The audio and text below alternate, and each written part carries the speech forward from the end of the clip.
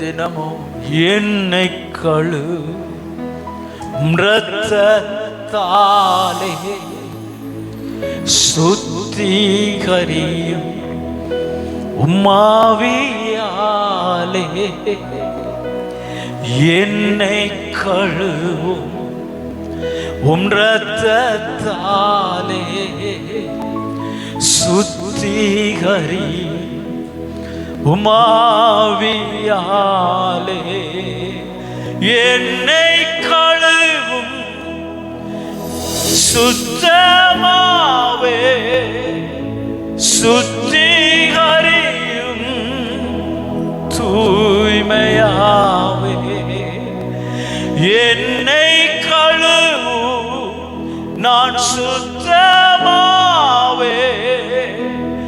சுத்திகரியும் நான் தூய்மையாவே உம்மை போல் என்னை மாற்றிடும் உம்மை போல். எல்லாரும் கேட்குறீங்களா? நீங்க சொல்லுங்க, ஆண்டவரை பார்த்து உண்மையாய் சொல்லுங்க. Come on everyone. உம்மை போல் என்னை மாற்றிடும். மீண்டும் ஒரு முறை சொல்லுங்க. உம்மை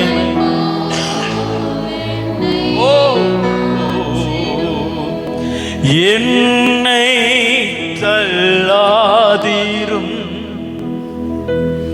சுத்த ஆவியே விலகாதீரும்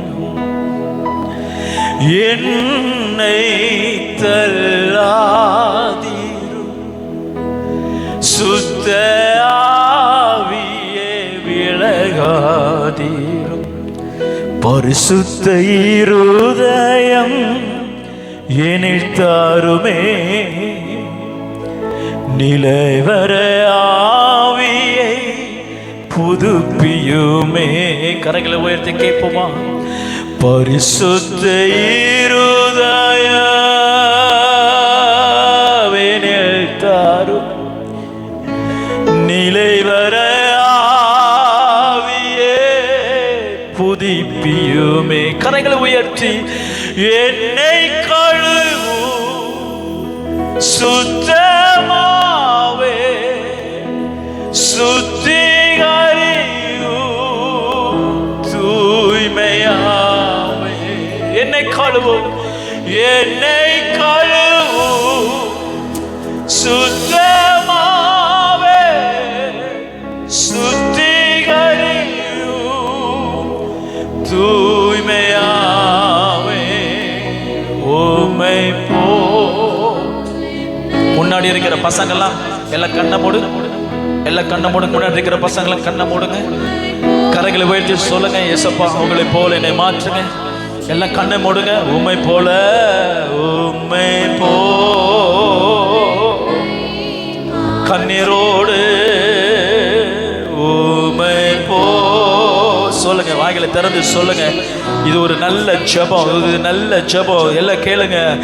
என்னை கழுவும் சுத்தமாவே சுத்திகரியும்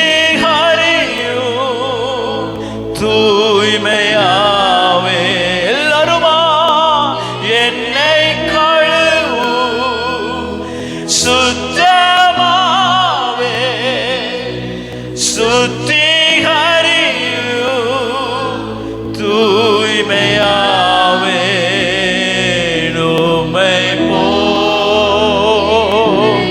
நீங்க கேளுங்க, நீங்க கேளுங்க, கேளுங்க, கேளுங்க, கேளுங்க. உம்மை கேளுங்க. எல்லாரும் பின்னாடி இருக்கிற சகோதரர்கள் எல்லாம் பின்னாடி எல்லாம் கரங்களை உயர்த்தி உம்மை போல ஹல்லேலூயா ஹல்லேலூயா உம்மை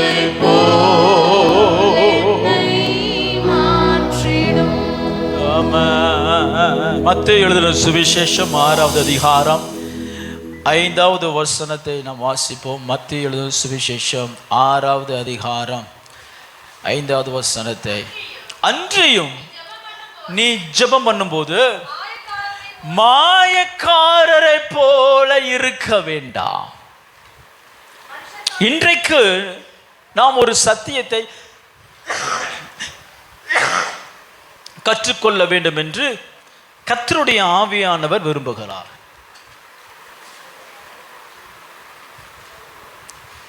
மாயக்காரரை போல நீங்கள் இராதிருங்கள். மாயக்காரரை குறித்ததான செய்தியை ஆண்டவராகிய இயேசு கிறிஸ்து புதிய ஏற்பாட்டில் பல முறை பேசியிருப்பார். மாயக்காரரே என்று கூப்பிட்டு குறிப்பாக அவர் சொல்லியிருக்கிறார். புதிய ஏற்பாட்டில் மாயக்காரரை குறித்து ஆண்டவராகிய இயேசு கிறிஸ்து நிறைய எச்சரிப்பின் வார்த்தையை கொடுக்கிறார். ஏனென்றால் தேவன் அவருக்கு சித்தமான உண்மை உள்ள நீதி உள்ள சந்ததியை உருவாக்கும்படிக்கே ஆண்டவராகிய இயேசு கிறிஸ்து இந்த பூமிக்கு வந்தார். ஒரு ஆமென் சொல்லுங்க. அல்லேலூயா. பரிசுத்த சந்ததியை உருவாக்கும்படிக்கே இயேசு இந்த பூமிக்கு வந்தார். ஏன் கர்த்தர் நமக்கு புத்திர பாக்கியத்தை கொடுத்திருக்கிறார் என்றால் பரிசுத்த சந்ததியை உருவாக்கும்படிக்கு, மாயையற்ற அல்லது பொய்யை பின்பற்றி கிருபையை பொக்கடிக்கிற ஒரு சந்ததியின் மத்தியில் ஒரு உத்தமமான ஒரு நீதி உள்ள சந்ததியை உருவாக்கும்படிக்கே கர்த்தர் உங்களையும் என்னையும் புத்திர சுவிகாரத்தினால் ஆசீர்வதித்திருக்கிறார். கரங்களை உயர்த்தி ஆமென் சொல்லுங்க. ஹல்லேலூயா. ஆகையால் திருமணத்துக்கு ஆயத்தமாயிருக்கிறவர்கள், திருமணம் பண்ணினவர்கள், குழந்தைகளை பெற்றவர்கள், தேவன் உங்களுக்கு இந்த திருமண ஆசீர்வாதத்தை தந்ததின் நோக்கம் ஒரு பரிசுத்த சந்ததியை உருவாக்கும்படிக்கும் மாயையற்ற சந்ததியை இந்த பூமியில நிலைநாட்டும்படிக்கும் கர்த்தர் நம்மை அழைத்திருக்கிறார். அதற்குத்தான் சபை பாடுபடுகிறது. அதற்குத்தான் ஊழியர்கள் உழைக்கிறார்கள். அதற்குத்தான் ஊழியர்கள் தங்கள் வாழ்க்கையை ஸ்தோத்திரம் பலியாக, ஸ்தோத்திரம் ஜீவ பலியாக ஒப்பு கொடுக்கிறார்கள். தேவன் தீர்க்கதரிசிகளையும் ஊழியர்களையும் போதகர்களையும் தேவன் இந்த பூமியிலே அழைத்ததின் நோக்கம் என்ன அப்படின்னு சொன்னா ஒரு மாயையற்ற சந்ததியை இந்த பூமியிலே உருவாக்கும்படிக்க. ஏன் மாயையற்ற சந்ததியை தேவன் உருவாக்க வேண்டும் என்று சொன்னால் உலகத்திலே நாம் பார்க்கிற எல்லாமுமே மாயை. சந்ததி மாயை, ஜனங்கள் மாயை, ஜனங்களுடைய எண்ணங்கள் மாயை, ஜனங்களுடைய திட்டங்கள் மாயை, ஜனங்கள் கொண்டிருக்கிறதான சுகபுகமான வாழ்க்கை மாயை, பாவம் மாயை. உலகம் ஜனங்கள் ஊறி போய் இருக்கிறதான அவர்கள் காண்கிற காணக்கூடாதவைகள் எல்லாமுமே மாயா இருக்கிறபடினாலே, உலகத்தில் இருக்கிற சந்ததியும் ஜனமும் மாயையா இருக்கிறபடினாலே மாயையற்ற ஒரு சந்ததி உருவாக்கும்படிக்கு சபையை கர்த்தருடைய ஆவியானவர் இந்த மத்தியிலே உலாவி கொண்டிருக்கிறார். அல்லேலூயா சொல்லுங்க. நமக்குள்ளே கர்த்தருடைய ஆவியானவர் வந்ததின் நோக்கம் என்னன்னா நம்மை ஒரு மாயையற்ற வாழ்க்கையில வாழும்படிக்கு. ஒரு ஆமென் சொல்லுங்க. அல்லேலூயா. மாயையற்ற வாழ்க்கை ஆண்டவர் சொல்லுகிறாரு, நீங்கள் மாயக்காரரை போல இருக்க வேண்டாம். It's a advice. It's a godly advice. ஒரு தெய்வீக ஆலோசனை கர்த்தர் சபைக்கு தருகிறது. என்ன அப்படின்னா, நீங்கள் மாயக்காரர்களை போல இருக்க வேண்டாம், மாயையை பின்பற்ற வேண்டாம், அல்லது உங்களுடைய வாழ்க்கையில மாயை ஆளாதிருப்பதாக.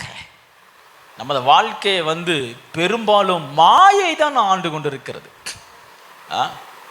ஸ்தோத்திரம். நல்ல பசி அப்படின்னா ஸ்தோத்திரம் ஒரு நல்ல ஹோட்டல் சென்னையில் தேடி பார்த்து வேகமாக கார் எடுத்துகிட்டு போய், பைக் எடுத்துகிட்டு போய், அல்லது ஓடி போய் உக்காந்து வேகமாக பிடித்ததை நம்ம ஆர்டர் பண்ணி தட்டு பிளேட்டுக்கு வந்த ஸ்தோத்திரம் டேபிளுக்கு வந்த உடனே வேகமாக சாப்பிட்டு முடிச்சு பில்லு கட்டிட்டு வெளியில் வருவீங்க. நீங்கள் என்ன சாப்பிட்டீங்கிறத மறந்துடுவீங்க. ஆமாம் தானே? சிலருக்கு நல்ல ஞாபக சக்தி எப்படி இருக்கும் அப்படின்னா, காலையில் என்ன சாப்பிட்டீங்கன்னு மதியம் கேட்டாலே அவங்களுக்கு சொல்ல தெரியாது. அவ்வளோ கிருபை உள்ளவங்களாம் சிலர் இருக்கிறான். ஏன்? மாயை.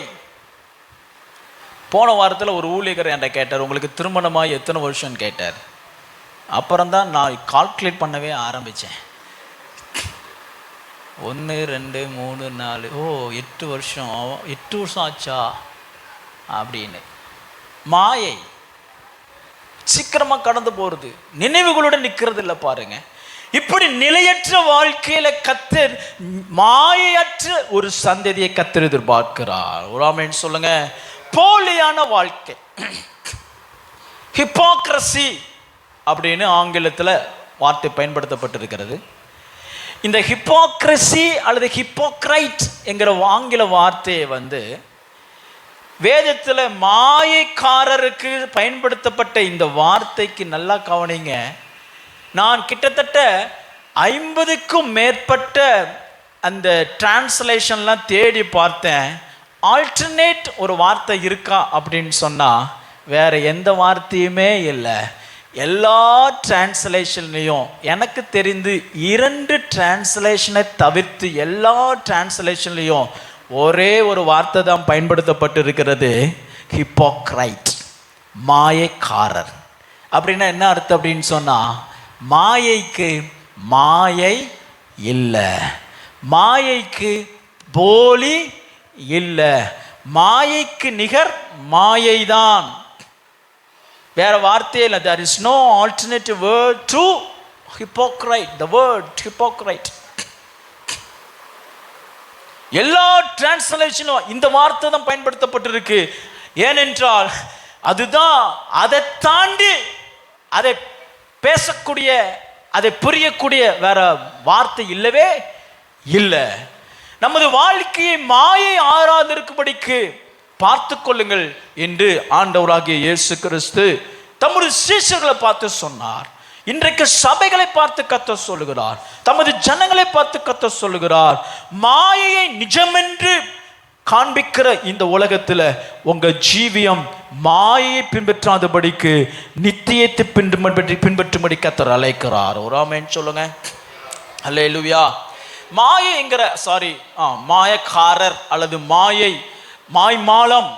மாய்மாலம் என்கிறதற்கு அர்த்தம் என்ன அப்படின்னு சொன்னா, டு ஷோ ஆஃப், காண்பிப்பது.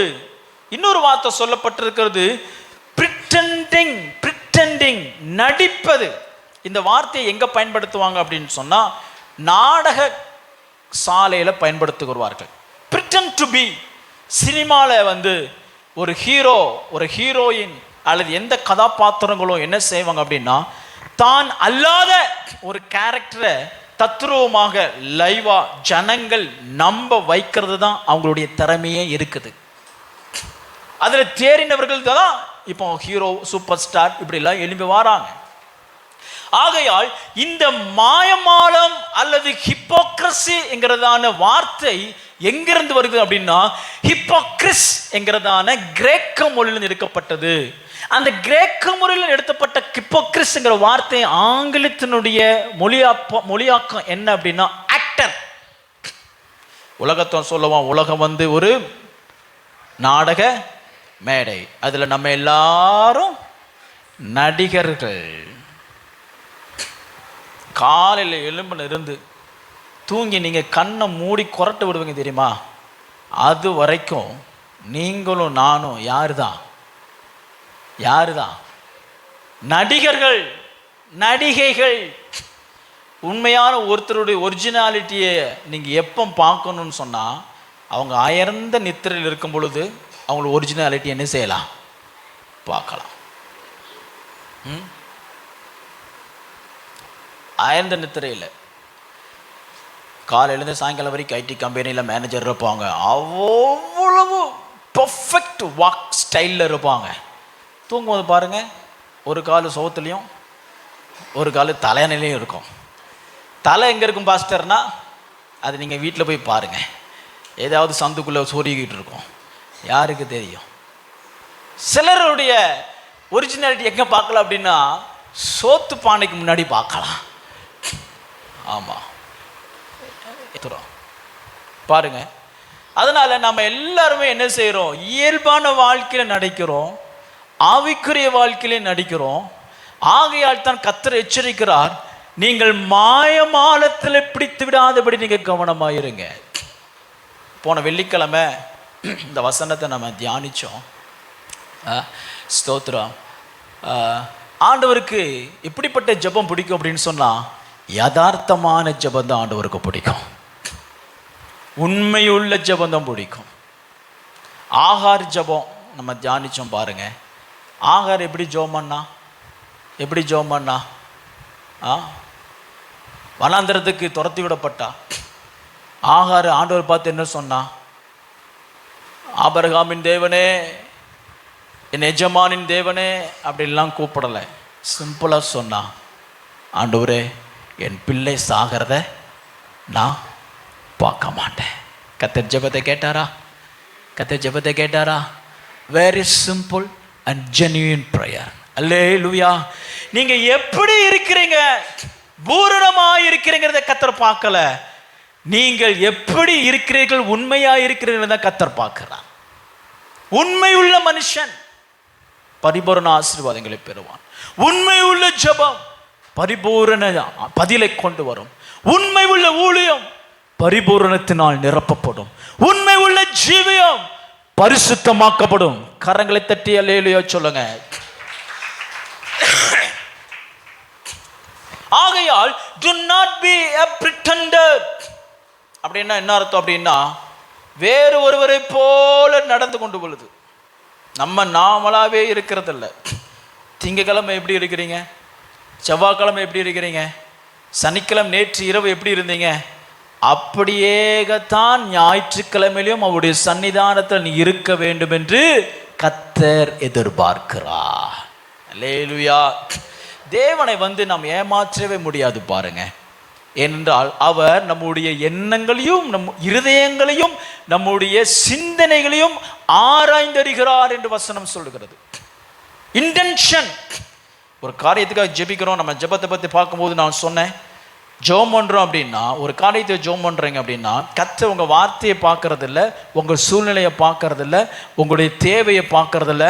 டைரக்டாக அவர் என்ன பார்க்குறாருன்னா, உங்களுடைய இன்டென்ஷனை பார்க்குறார், உங்களுடைய நோக்கத்தை பார்க்கிறார். அதற்கேற்ற போல் நமக்கு பதிலை தருகிறார். ஒரு ஆமென் சொல்லுங்க. ஸ்தோத்திரம். பழைய ஏற்பாட்டில் மாயக்காரன் மாயமாலவிங்கிறதான வார்த்தைகள் நமக்கு காணப்படாட்டாலும், தேவனாகிய கர்த்தர் இஸ்ரவேல் ஜனங்கள் செய்கிற மாயமான கிரிகளை குறித்து ஒன்று சொல்லுகிறார். ஏசாயா எழுதின தீர்க்கதரிசன புஸ்தகம் 29வது அதிகாரம் 13வது வசனத்தில் வாசிக்கும் பொழுது 23, இதுதான் டெஃபினிஷன் ஆஃப் ஹிப்போக்ரசி.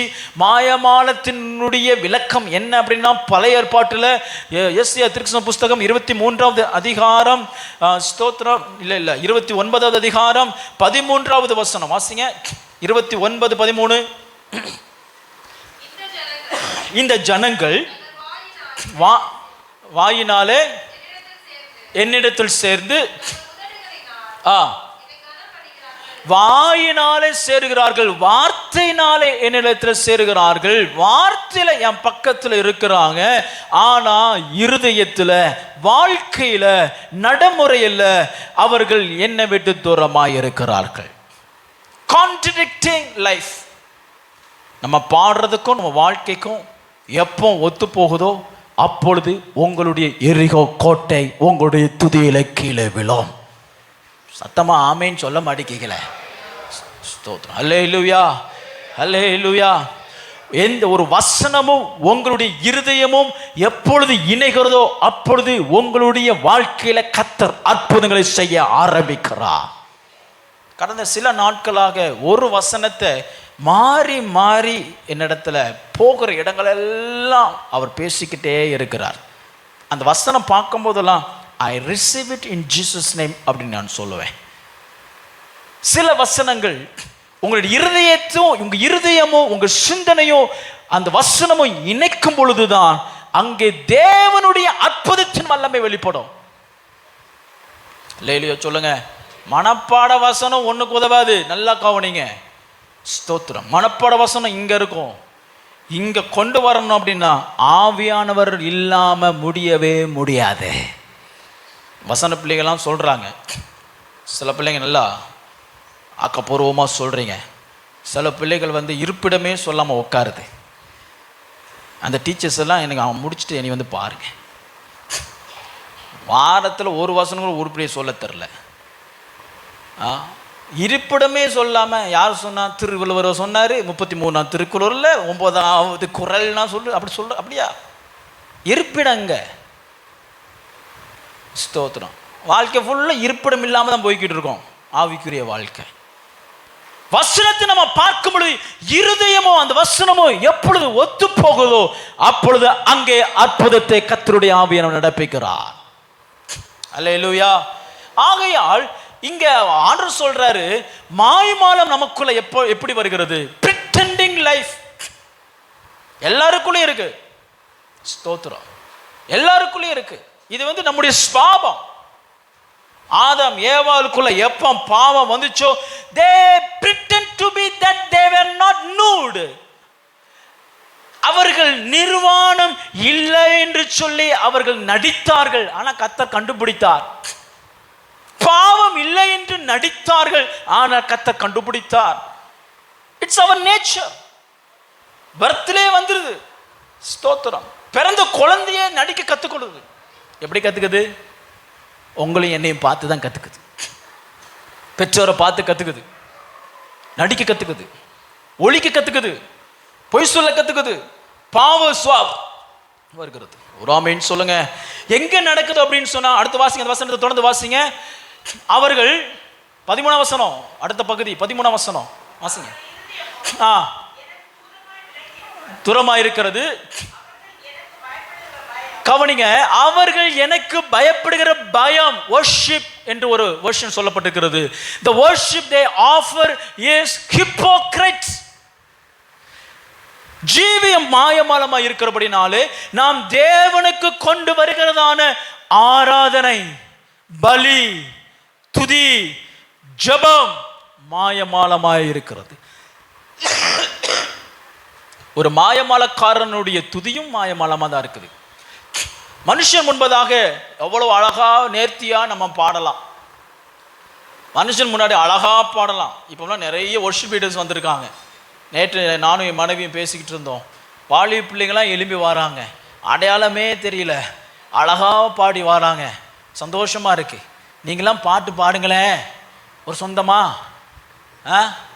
ஸ்தோத்திரம். போன வெள்ளிக்கிழமை உபவாச ஜெபத்துக்கு வந்தவங்களுக்குலாம் சொல்லியிருக்கேன், அடுத்த வாரம் வெள்ளிக்கிழமை வரும்போது ஒரு 4 வரையாவது புதுப்பாட்டோடு வரணும், இல்லை வராதிங்கன்னு சொல்லியிருக்கேன். ஸ்தோத்திரம். ஆண்டவருக்கு ஏதாவது பாட்டு எழுதிருக்கீங்களா? அது வந்து ஒரு பலி. ராமேன் சொல்லுங்க. ஹல்லேலூயா. ஸ்தோத்திரம். ஆகையால் ஒரு மாயமாலமான ஜீவித்திலிருந்து வருகிறது. எல்லா பலியும் மாயமால பலிதான், கிரிகளும் மாயமால பலிதான். ஆகையால் ஆண்டவராகிய இயேசு கிறிஸ்து சொல்லுகிறார், நீங்கள் மாயக்காரரை போல இருக்க வேண்டாமே என்று நமக்கு சொல்லுகிறார். எப்படி மாயமான கிரிகள் நமக்குள்ளே வருகிறது அப்படின்னு சொன்னா, மத்தேயு எழுதின சுவிசேஷம் 23ஆம் அதிகாரம் 24ஆம் வசனம், குருடரான வழிகாட்டிகளே, கொசு இல்லாதபடி வடிகட்டி ஒட்டகத்தை விழுங்குகிறவராய் இருக்கிறீர்கள். மத்தேயு 23-24 வசனத்துல மாயக்காரருடைய கிரிகளை கர்த்தர் சொல்றாரு. சொல்லிட்டு 25ஆம் வசனம் சொல்லுகிறாரு. யாரை பார்த்து சொல்றாரு? மாயக்காரராகிய வேதபாரகரே, பரிசேயரே. மாயக்காரர்கள் என்ன செய்கிறாங்க அப்படின்னு சொன்னா, கொசு இல்லாதபடி வடிகட்டி ஒட்டகத்தை விழுங்குகிறார்கள். குறித்து வைத்துக் கொள்ளுங்கள். லேவியாரம் புஸ்தகம் 11ஆம் அதிகாரம் 41ஆவது வசனத்துல கர்த்தர் சொல்றாரு, ஊரும் பிராணிகளை நீங்க சமைக்க கூடாது, சாப்பிடக்கூடாது. சின்ன சின்ன விஷயத்துல நீங்க உண்மையா இருக்கணும் அப்படின்னு கற்றுக் கொடுத்தார். புதிய ஏற்பாட்டு காலத்தில் ஆண்டவராகிய இயேசு கிறிஸ்து இஸ்ரவேல் புத்திரர்களை வந்து பார்க்கும் பொழுது சின்ன சின்ன விஷயத்தை கடைபிடிக்கிறதுக்கு உயிரை கொடுக்குறாங்க. ஆனா ஒட்டகத்தை காணோம். பெரிய பெரிய விஷயத்துல தேவனுக்கு அவங்க உண்மை இல்லை. ஆகையால் சின்ன சின்ன விஷயத்துக்கெல்லாம் முக்கியத்துவம் கொடுப்பாங்க. சத்தியத்திற்கு the foundational teachings of the church is forgotten. 5 விதமான உபதேசங்கள் சபையினுடைய ஆதி திருச்சபையில தேவன் ஆகிய கர்த்தர் கொடுத்ததான ஆதி திருச்சபையில கொடுத்ததான ஃபண்டமெண்டல் டீச்சிங் இஸ் கான். வெள்ளை ட்ரெஸ்ஸுக்கு முக்கியத்துவம் கொடுத்தாச்சு, நகை கழட்டுறதுக்கு முக்கியத்துவம் கொடுத்தாச்சு, ஸ்தோத்திரம், பாதம் கழுவதுக்கு முக்கியத்துவம் கொடுத்தாச்சு. ஒரு சபையில் சொல்றாங்க, சொந்தக்கார் தான் அவங்க சபையில் பாதம் கழுவி தான் கொடுப்பாங்களாம். நான் சொன்னேன் பரவாயில்லையே அப்படின்னு சொன்னேன். பரவாயில்லையெல்லாம் இல்லை. பாஸ்டருக்கு திருவுந்துன்னு சொன்ன உடனே எல்லாம் யார் யாரெல்லாம் பாதம் கழுவணும் ஏற்கனவே அவங்க திருமணம் பண்ணியிருக்கிறாங்களோ அவங்க போய் என்ன செய்தது, போய் கூட போய் நின்றுக்கிட்டாங்க. பாதம் யாரை எதுக்கு கழுவணும் அப்படின்னா, யூதாஸ் காரியத்தினுடைய பாதத்தை கழுவுறதுக்காகத்தான் ஆண்டவர் பாத கழுவத்தை வச்சார். அல்லேலூயா. எல்லாருடைய பாதத்தையும் கழுவணும். ஸ்தோத்திரம். பாதம் கழுவுறதுக்கு, கைகளை சுத்தம் பண்றதுக்கு, சாப்பிட்றதுக்கு முன்னாடி சுத்தம் பண்றதுக்கு, இதுக்கெல்லாம் முக்கியத்துவம் கொடுத்தாச்சு. ஆனால் தேவன் எதிர்பார்க்கிறதான பரிசுத்தம்ங்கிறதான சபையினுடைய அஸ்திபாரத்தை விட்டாச்சு. ஸ்தோத்திரம். ஆதி திருச்சபையில் நான் ஹிஸ்டரி கிளாஸ் போன வருஷம் ஃபுல்லாக எடுத்தேன், 2 வகுப்புக்கு எடுத்தேன். பிரான்சிஸ் ஆஃப் அசிப்பி என்கிறதான ஒரு லேண்ட்லார்டு, அவர் ஒரு கோடீஸ்வரன். ஸ்தோத்திரம். Aristocratic life, family background. அவர் என்ன செஞ்சார் அப்படின்னா, தன்னுடைய சொத்து எல்லாத்தையும் விற்று சபைக்கும் ஏழைகளுக்கும் கொடுத்துட்டு துறவியா ஒரே ட்ரெஸ்ஸில் தன்னுடைய பேலஸ் விட்டு இறங்கி மொனாஸ்டிக் லைஃப்ல துறவ வாழ்க்கையில சேர்ந்தார் சொல்லப்பட்டிருக்கு. துறவ வாழ்க்கையில வேதத்தை படித்து தியானித்து அவர் நிறைய கமெண்ட்ரிஸ் எழுதியிருக்கிறார், நிறைய கான்ட்ரிபியூட் பண்ணியிருக்கிறார். சத்தியங்கள், ஆழமான சத்தியங்கள் நிறைய புஸ்தகங்கள் எழுதியிருக்கிறார். பிரான்சிஸ் ஆஃப் அசிப்பிங்கிற வீடியோவே இருக்குது யூடியூப்ல, முடிஞ்சா நீங்க போட்டு பாருங்க, பிள்ளைகளுக்கெல்லாம் போட்டு காமிங்க. அந்த காலகட்டங்களில் ஒரு ஆசிரியர் இப்படியே எழுதுகிறார், சபை, ஆதி திருச்சபையில பரிசுத்தத்தையும் அல்லது ethical teaching, morality teaching, moral teaching ராஜாக்களையும் ஐஸ்வர்யவான்களையும் ஈர்த்தது. ஒரு ஆமேன் சொல்லுங்க. ரோம ராஜ்யத்தில் பொலிட்டிசம் இருந்துச்சு. பொலிட்டிசம் அப்படின்னா பல தெய்வங்கள் வழிபடுகிற வாழ்க்கை முறை. பொலிகாமி இருந்துச்சு. பொலிகாமி அப்படின்னு சொன்னா பல திருமணங்களை செய்யக்கூடிய பழக்கம் இருந்தது. அப்படிப்பட்ட சுகபுகமான ஒரு வாழ்க்கை, ஒரு சரித்திர காலங்கள்ல சபை எழும்பி ஒருவனுக்கு ஒருத்தி, ஒரே கடவுள், ஒருவனே தேவன், பரிசுத்த வாழ்க்கை, moral life, discipline life, simple life, dedicate life, renouncement in personal life, இது எல்லாமே வசனம், அந்த சரித்திரம் சொல்லுகிறது. அநேக சபையில சேர்க்கப்பட்டதின் நோக்கம் எப்படின்னு தெரியுமா? என்ன முக்கியமான காரணம் தெரியுமா? சபையில ஒழுக்கங்கள் கற்றுக்கொள்ளப்பட்டது. இப்ப அப்படியா இருக்குது? பரிசுத்தெல்லாம் வேண்டாம், பணம் இருந்தா போதும், அப்படிதான் ஆயிடுச்சு. பெரிய பெரிய கோபுரங்கள், பெரிய பெரிய சபைகள் இப்பொழுதுதான் வளர்றதுக்கு என்ன வேணும்? பரிசுத்தமா முக்கியம். அதனால தான் ஆண்டவர் சொல்ற மாயமான வாழ்க்கை என்ன அப்படின்னு சொன்னா, கொசுவை வடிகட்டுறீங்க, வெரி குட் வெரி குட், ஒட்டகத்தை விட்டுறீங்களே. அதனால தான் ஆண்டவர் சொல்றாரு அதையும் செய்யணும். 23 அதிகாரத்துல, மத்திய இதே அதிகாரத்தில் கடைசியில் சொல்றாரு, நீங்கள் அதையும் செய்யணும், இதையும் விட்டு விடாதிருக்க வேண்டாம்.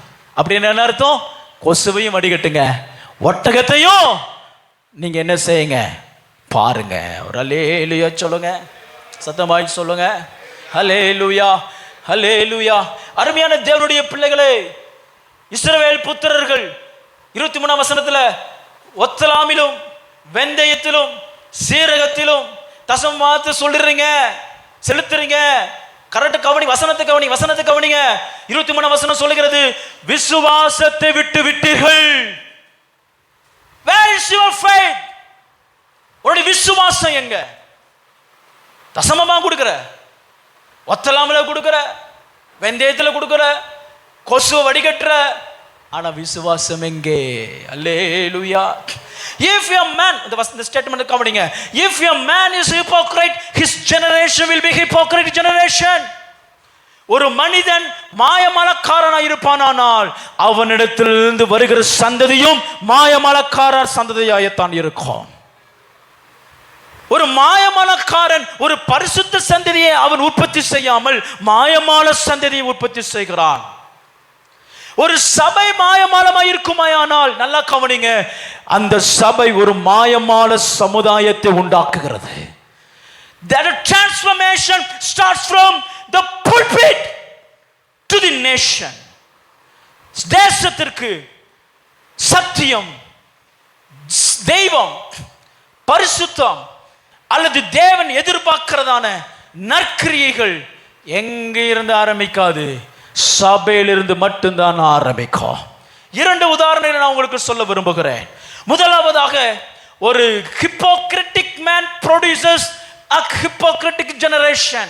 ஒரு மாயமால மனிதன், ஒரு மாயமால பெண், ஒரு மாயமாலமான மாயக்காரனான சந்ததியை உருவாக்குகிறான். ஒரு மாயமாலமான சபை ஒரு மாயமாலமான சமுதாயத்தை உருவாக்குகிறது. உதாரணமாக நம்ம எடுத்தோம் என்று சொன்னால், ஸ்தோத்திரம் ஸ்தோத்திரம், உதாரணமாக நாம் பார்க்கும் பொழுது ஸ்தோத்திரம் மத்தேயு சுவிசேஷம் 23:27 நாம் வாசிக்கும் பொழுது, மாயக்காரர்களாகிய ஸ்தோத்திரம் பரிசேயரே வேதியரே, உங்களுக்கு ஐயோ, வெள்ளையடிக்கப்பட்ட கல்லறைகளுக்கு ஒப்பாய் இருக்கிறீர்கள், புறம்பே அலங்காரமாய். ஒரு மாயமாலமான மனிதன் எப்படி இருக்கிறானா, புறம்பே அலங்காரமாய். அலங்காரனாலே பேர் போனது யாருன்னு தெரியுமா? ஏசபேல். 1 ராஜாக்கள் புஸ்தகம் 21 அதிகாரத்தில் நீங்க வாசித்து நீங்க பாருங்க. 21 அதிகாரத்தில் ஸ்தோத்திரம் அங்க நடந்த சம்பவம் உங்களுக்கு தெரியும். அவளை குறித்து சொல்லப்பட்டிருக்கிறது. ஸ்தோத்திரம் ஸ்தோத்திரம் ஏசபேல் என்ன செய்கிறா அப்படின்னு சொன்னா, நடந்த சம்பவம் சுருக்கமாக சொல்றேன். ஆகாப் ராஜா என்ன செய்யறா அப்படின்னு சொன்னா, ஒரு அப்படி பவனி வரும் பொழுது அவனுடைய அரண்மனை பக்கத்தில் இருக்கிறதான ஒரு நாபோத்துங்கிற மனிதனுடைய ஸ்தோத்திரம் ஒரு திராட்சை தோட்டத்தை அவன் கண்ணம் விடுறான். அவனுக்கு பிடிச்சு போச்சு. அவனுக்கு அரண்மனை பக்கத்தில் இருக்கிறதுனால நாபோத்தை கூப்பிட்டு, உன் திராட்சை தோட்டத்தை எனக்கு தான், நான் அதை கீரை கொள்ளை ஆக்கணும், அல்லது திராட்சை தோட்டத்தை எடுத்துட்டு கீரை நான் விதைக்க போறேன் அப்படின்னு சொன்ன உடனே நாபோத்து சொல்லுகிறான், ஸ்தோத்திரம், என் பிதாவினுடைய அந்த சொத்தை, என்னோட பிதாவினுடைய சுதந்திரத்தை நான் உமக்கு கொடாதபடி கர்த்தரனை காப்பாராக சொன்ன உடனே இவனுக்கு மனக்லேசமாயிருச்சு. ஆகாப் ராஜா வேகமா வீட்டுக்கு போய் கட்டில சோர்பகமாய் படுத்துக்கொண்டான். சாப்பிட வரல. ஆகாப் ராஜாவுடைய மனைவி ஏசபேல் சொல்லுகிறா, என்னையா சாப்பிடாம இருக்கன்னு சொன்ன உடனே நாபோத்து நான் கேட்ட தோட்டத்தை தரமாட்டான்னு சொன்ன உடனே இப்பந்தான் விளையாட்டே ஆரம்பிக்குது. மாயமாலமான விளையாட்டு. அவ என்ன செய்கிறா அப்படின்னு சொன்னா, இதுக்கு ஏன் கவலைப்படுகிற, நீ ராஜா, இஸ்ரவேலின் ராஜா, இதுக்கெல்லாம் கவலைப்படலாமா? நாபோத்தினுடைய தோட்டத்தை நான் உனக்கு தாரேன். எப்படி? அடுத்தவன் வீட்டை நான் உனக்கு தாரேன். மாயமாலம். கவனிங்க, எப்படி தருவா? இங்கதான் விஷயமே இருக்கு. 21 அதிகாரம் 1 ராஜாக்கள் 21 அதிகாரத்தில் வாசிக்கும் பொழுது, ஸ்தோத்திரம் 19 வாசிக்கும் பொழுது அவர் ஒரு நிருபத்தை எழுதுறா. ஸ்தோத்திரம் பட்டணத்தின் மூப்பருக்கு எழுதி, கவனிங்க, நீங்கள் உபவாசம் என்று பிரசித்தப்படுத்தி நாபோத்தை ஜனத்தின் முன் நிறுத்தி தேவனையும் ராஜாவையும் தூசித்தா என்று அவன் மேல் சாட்சி சொல்லுங்கள். ஏசபேல் எதை கையில் எடுக்கிறா அப்படின்னா, பக்தியை கையில் எடுக்கிறா. கவனிங்க நல்லா. நாபோத்து வந்து கொலை செய்ய முடியாது, அவன் உத்தமன். நாபோத்து வந்து கொலை செய்யவே முடியாது. அதனால தான் ஆண்டவர் சொன்னாரு, எலியாவை அனுப்பி, நாபோத்தினுடைய ரத்தத்தை நாய் நக்குன இடத்துல உன்னுடைய ரத்தத்தை நக்கும். நாபோத்துல ஒரு சாதாரண ஒரு பிரஜை. அவனுக்கு நீ என்ன செய்தையோ அதையே கர்த்தர் உனக்கு செய்வார். கர்த்தர் நாபோத்து இடத்தை ஆகாப் எடுத்து விட்டான் தெரிஞ்ச உடனே வசனம் சொல்கிறது, கர்த்தருடைய ஆவி எலியாவை ஏவி. அப்படின்னா நாபோத்து ஒரு பரிசுத்தவான். நாபோத்து தேவனுக்கு பயப்படுகிறவன். இஸ்ரவேலில் நீ ராஜாவா இருக்கலாம், உங்களோட கர்த்தர் இல்ல. அரண்மனை பக்கத்தில் ஒரு குடிசையில இருக்கிற நாபோத்து மேல கர்த்தர் இருக்கிறார். ஹல்லேலூயா. ராஜா என்ன ராஜா, நீ உனக்கு என்ன செஞ்சு அவனுக்கு என்ன செஞ்சு அதே செய்வா. நடந்தது என்ன? கர்த்தர் அனுப்புறார். ஒண்ணுமே முடியாது. நாபோத்தை பொய் சொல்லவே முடியாது. நாபோத்தை கொலை செய்ய முடியாது. அவன் சமுதாயத்தில் ஒரு பரிசுத்தவான், அவர் ஒரு நீதிமான். ஆகையால் யேசபேல் பக்தியை கையில் எடுக்கிறார். உபவாசத்தை கூறுங்கள், மாய்மாலம். தேவனை தூசித்தான் என்று பொய் சொல்லுங்கள், மாய்மாலம். Spirit of hypocrisy. சுருக்கமாய் சொல்ல போகிறேன். என்ன ஆயிடுச்சு? எல்லா வேலையெல்லாம் முடிஞ்சிச்சு. நாபோத்தை கொண்டுட்டேன். புருஷனை தட்டுறா, ஏய் போயா எடுத்துக்கோயா. ஏன்? நாபோத்து இல்லை, நாபோத்து இல்லை, நாபோத்து இல்லை, நாபோத்தின் தேவன் இருக்கிறார். ஹல்லேலூயா, ஹல்லேலூயா, ஹல்லேலூயா. வேகமா நீங்க தொடர்ந்து அவளுடைய நடவடிக்கைகளை நீ 11 அதிகாரத்தில் 2 ராஜாக்கள் 11 அதிகாரத்தில் நீங்க பார்த்தீங்க அப்படின்னு சொன்னா, அவளுடைய மகள் அத்தாலியாள், அவளுடைய மகள் அத்தாலியாள் கவனிங்க, அவளும் தன்னுடைய தாயாகிய யேசபேலை போலவே மாயமலக்காரியாவை இறங்கி வந்து ஜனங்களை பாகால் வழிபடுத்துவதற்கும், ஜனங்களை ஏமாற்றுவதற்கும், ஜனங்களை வஞ்சிக்கிறதற்கும் மாயமாலக்கிரியில் நடப்பித்தார். இதுவே ஒரு மனிதன் மாயமாலமாய் வாழுவானால் அவனுக்குள்ளே இருந்து புறப்படுகிற சந்ததியும் மாயமாலமாய்தான் இருக்கும். Praise the Lord. ஜும்மா ஜும்மா கம்ப ஏதாவது விளையாட்டு மக்கள் மத்தியில் காட்டலாம். உனக்குள்ளிருந்து பரிசுத்தம் தான் பரிசுத்த ஜாதியை வெளிப்படுத்தும். உனக்குள்ள இருக்கிற அசுத்தம் தான் அசுத்த ஜாதியை வெளியில கொண்டு வரும். ஆமென் சொல்லுங்க. If a man is hypocrite, his generation will be hypocrite. If the church is hypocrite, the society will be hypocrite. சொசைட்டிக்கு நான் உங்களுக்கு ஒரு உதாரணம் சொல்லுகிறேன். எப்படி ஒரு சபை ஒரு மாயமால சொசைட்டியை கொண்டு வருகிறது என்று சொன்னால், எடுத்து வாசிங்கள். மத்தேயு சுவிசேஷம் 24 அதிகாரம் 1, 2, 3, 4 ஆகிய வசனங்களை வாசிக்கும் பொழுது நான் வாசிக்கிறேன், கவனமாக கவனியுங்கள். பின்பு மத்தேயு சுவிசேஷம் 24 அதிகாரம் 1, 2, 3, 4 இயேசு ஜனங்களையும் தம்முடைய சீஷர்களையும் நோக்கி, வேதபாரகரும் பரிசேயரும் மோசேயினுடைய ஆசனத்தில் உட்கார்ந்து இருக்கிறார்கள், ஆகையால் நீங்கள் கை கொள்ளும்படி அவர்கள் உங்களுக்கு சொல்லுகிற யாவையும் கை கொண்டு செய்யுங்கள். அவர்கள் செய்கையின்படியோ செய்யாதிருக்கிறார்கள், ஏனெனில் சொல்லியும் செய்யாதிருக்கிறார்கள்.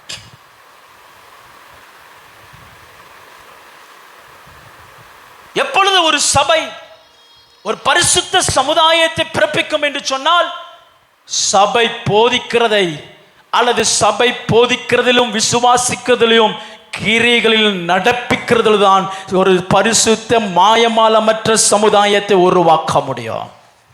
தொண்டை தண்ணி கத்தி இவன் கொஞ்ச நேரம் 1/2 மணி நேரம் இங்க கத்திட்டு போகிறதுனாலலாம் சபை, இந்த சமுதாயம், இந்த மண்ணுருப்பேட்டை மாயமாலமற்ற சபையாய் சந்ததியாய் மாறாது. மாயமாலமற்ற ஜீவியத்தினாலே கர்த்தர் தேசத்தை ஒரு நீதி உள்ள தேசமாய் கர்த்தர் மாற்றுகிறார். அல்லேலூயா. ஒருவனும் தப்பிக்க முடியாது, ஒருவனும் தப்பிக்க முடியாது. கர்த்தருக்கு முன்பதாக ஒவ்வொருவரும் கணக்கு கொடுத்துதான் ஆக வேண்டும், ஊழியக்காரர் உட்பட. The church should be an example to the society to believe in Christ. கிறிஸ்து மேல் வைத்திருக்கிற விசுவாசத்திற்கு சபை இந்த சமுதாயத்துக்கு, இந்த தேசத்திற்கு முன்மாதிரியாக இருக்க வேண்டும். The church should be hypocritic, saying I am doing good but sick spiritually. அநேக திருச்சபைகள், அநேக ஆவிக்குரிய சபைகள் நான் spiritually strong அப்படின்னு சொல்றாங்க, but in reality they are sick spiritually.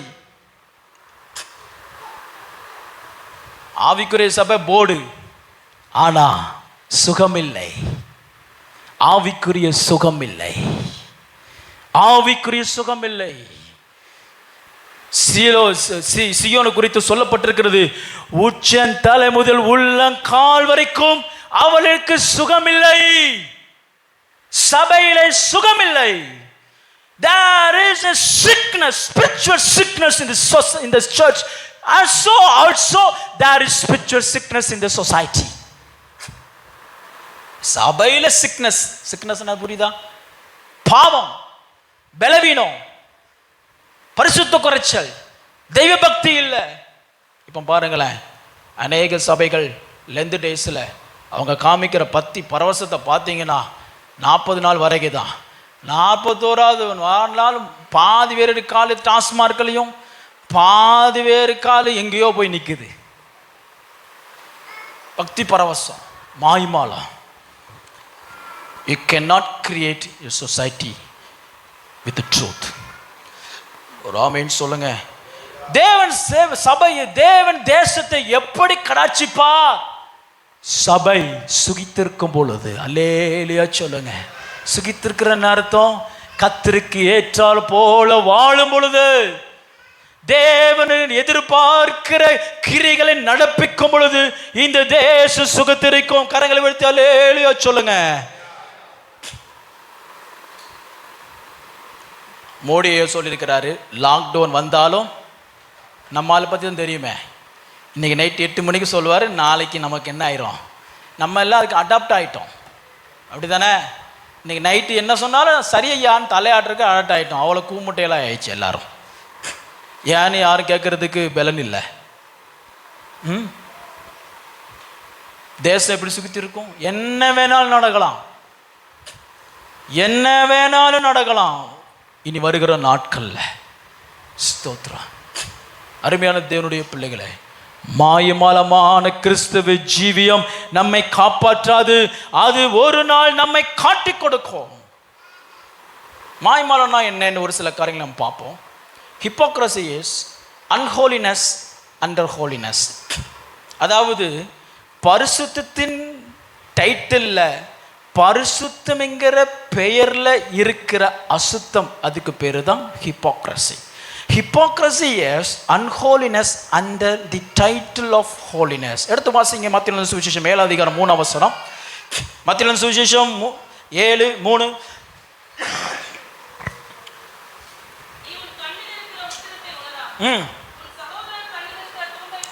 உன் கண்ணில் இருக்கிற உத்திரம், ஒரு படம் இருக்கு, அதில் போடுப்பா, ஸ்பெக் அண்ட் பேங்க் அப்படின்னு சொல்லிட்டு ஒரு பிக்சர் இருக்கும் டெஸ்க்டாப்ல. உன் கண்ணில் இருக்கிற உத்திரத்தை உணராமல் உன் சகோதரன் கண்ணில் இருக்கிற துரும்பை பார்க்கறது என்ன? ஏன் இதை சொல்றாரு அப்படின்னு சொன்னா, உன்னிடத்தில் இருக்கிறதான பெரிய பிளாங்க் அப்படின்னு சொன்னா பெரிய கட்டை, பெரிய கட்டை இருக்கு பாருங்க. இந்த பிக்சர் பார்த்தா உங்களுக்கு நல்லா புரியும். பெரிய கட்டை நம்மகிட்ட இருக்கு. ஆனா சகோதரன் கண்ணில் இருக்கிற துரும்பை நான் எடுக்கட்டுமா, தேடி பார்க்கட்டுமா, என்ன குறை இருக்கட்டு பார்க்கட்டுமா? ஏன் சிலருடைய வாழ்க்கை அப்படி இருக்குது அப்படின்னு சொன்னா, டு ஹைட் their weaknesses. மற்றவர்களை நம்ம ஏன் எப்போ நியாயம் திருக்கிறோம் அப்படின்னா, நம்முடைய பலவீனங்களை மறைக்கிறதுக்கு. நம்முடைய தன்னுடைய பலவீனங்களை மறைப்பதற்காகவே மற்றவருடைய குறைய பேசியே வாழ்க்கை ஓட்டுவாங்க பாருங்க. ஒரு ஆவிக்குரிய ஸ்திரியோ புருஷனோ, நல்லா கவனிங்க. உங்களுக்கு ஒரு அடையாளத்தை சொல்லிக் கொடுக்குறேன், ஒரு உண்மையை சொல்லிக் கொடுக்குறேன். they talk less. ராமேன் சொல்லுங்க. அல்லேலூயா. சாரான ஒரு ஜமாலாம் இன்டர்வியூக்கு பல வருஷமாக கூப்பிட்டாங்க, உங்கள் சாட்சியை சொல்லுங்கன்னு. அந்த அம்மா என்ன சொன்னாங்க தெரியுமா?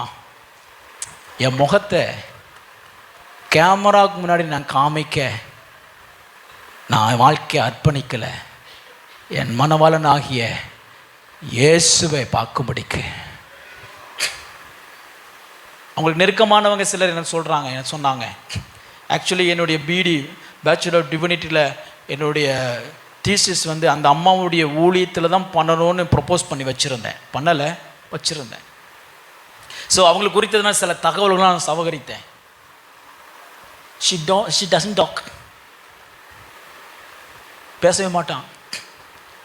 40 நாள் உபவாசம் இருப்பான். 41வது நாள் ஒரு பாட்டு வரும். அந்த பாட்டில் இன்னைக்கும் வல்லமை இருக்கு. இன்னைக்கும் தேவனுடைய ஆவியை கிரியை செய்கிற. She doesn't talk. Talking. You are hypocrite.